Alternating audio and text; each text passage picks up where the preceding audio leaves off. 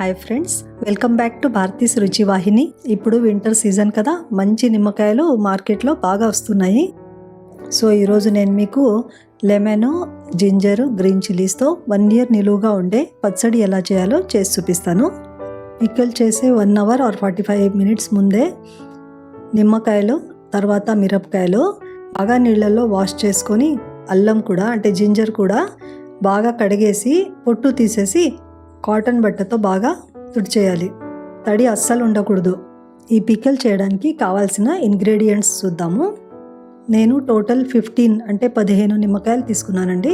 1/2 kilo కంటే తక్కువ, అంటే 1/2 కిలోలో నేను 7 to 8 మిరపకాయలు తీసేసానండి. తర్వాత అల్లము 1 inch పొడివి 2 pieces, 1/2 inch పొడు 1 piece, అంటే టోటల్ 3 pieces తీసుకున్నాను. టోటల్ 15 నిమ్మకాయలు అని చెప్పాను కదా, అందులో 3 పెద్ద సైజు నిమ్మకాయలు పక్కన పెట్టాను. వీటిని కట్ చేసి వీటి జ్యూస్ మనం పిక్కల్లో వేస్తామన్నమాట. ఇవి కారం తక్కువ ఉన్న మిరపకాయలండి. డ్రై రోస్ట్ చేసిన మెంతి పొడి, పసుపు, ఉప్పు, కారం పొడి. నేను ఇక్కడ మంచి కలర్ రావాలని 3 mangoes మిర్చి పౌడర్ ఉంటుంది కదా, అది తీసుకున్నాను. ఫస్ట్ నిమ్మకాయని 4 pieces కట్ చేసి అందులో ఉన్న సీడ్స్ అంటే విత్తనాలు తీసేసి వాటిని మళ్ళీ 2 pieces కట్ చేయాలి.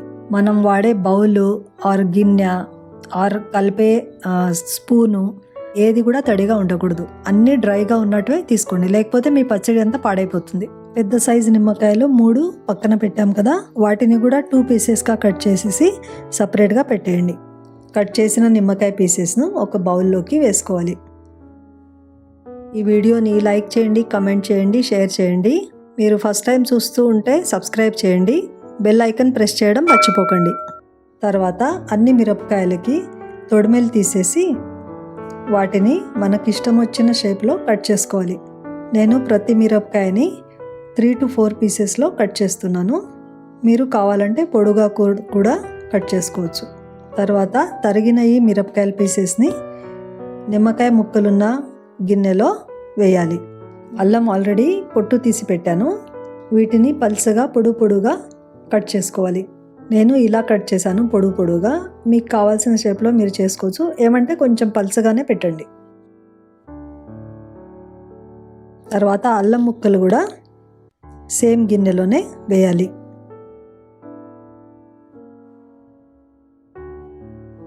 పెద్ద సైజు నిమ్మకాయలు కట్ చేసి పెట్టుకున్నాం కదా, వాటి జ్యూస్ కూడా ఇదే గిన్నెలో వేయాలి. నిమ్మకాయ సైజ్ చిన్నగా ఉంటే ఇంకొక నిమ్మకాయ జ్యూస్ కూడా మీరు వేసుకోవచ్చు.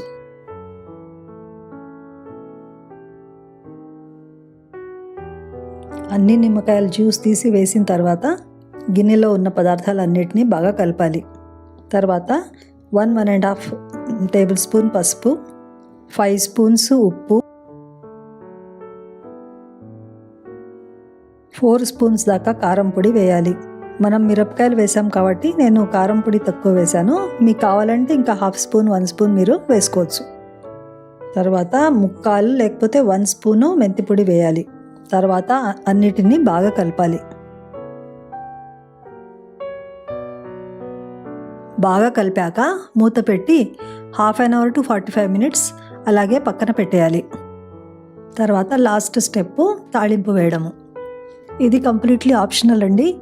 కొంతమంది ఇలాగే పిక్కలు పెట్టుకొని ఎప్పుడైతే మీరు వాడాలనుకుంటారో అప్పుడు కొంచెం తీసుకొని అప్పటికప్పుడు తాళింపు వేసుకొని కూడా తింటారు.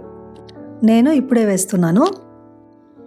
పెద్ద స్పూన్తో 4 to 5 spoons ఆఫ్ ఆయిల్ వేడి చేసి అందులో 1 spoon ఇంగువ వేయాలి. ఈ నూనె కంప్లీట్గా చల్లగా అయ్యేంత వరకు వేడి చేయాలి. ఇలా చూడండి, వేలు పెట్టగలుగుతున్నాను అంటే బాగా చల్లగా అయింది. ఇప్పుడు ఈ తాళింపును మనం చేసిన పచ్చడిలో వేసి పచ్చడి బాగా కలపాలి.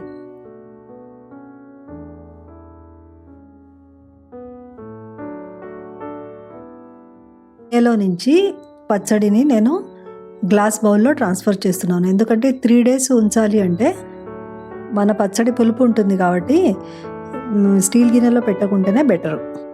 తర్వాత మూత పెట్టి 2 days అలానే ఉంచి 3rd day మూత ఓపెన్ చేసి మళ్ళీ కాస్త కలపాలి. 3వ రోజు కలిపాక మీరు కొంచెం టేస్ట్ చూడొచ్చు. ఉప్పు కారం ఏమన్నా మీకు తక్కువ అనిపిస్తే అప్పుడు వేసుకొని మళ్ళీ ఇంకోసారి కలిపి గ్లాస్ బాటిల్లో స్టోర్ చేసి పెట్టుకోవచ్చు. ప్లాస్టిక్ బాటిల్లో వాడకండి, ఎందుకంటే నా ఎక్స్పీరియన్స్ కొంచెం స్మెల్ వస్తుంది. పచ్చడి కలర్ మారకూడదు అంటే మీరు గ్లాస్ బాటిల్లో స్టోర్ చేసుకొని ఫ్రిడ్జ్లో పెట్టుకోవచ్చు. ఇది 3rd డే పచ్చడి కలిపిన తర్వాత తీసుకున్న పిక్చర్ అండి. కలర్ ఎంత టెంప్టింగ్గా ఎంత బాగుంది కదా, కొంచెం జ్యూసీగా కూడా అయింది. సో లెమన్, జింజర్ అండ్ మిరపకాయ పికిల్ రెడీ అయిపోయిందండి.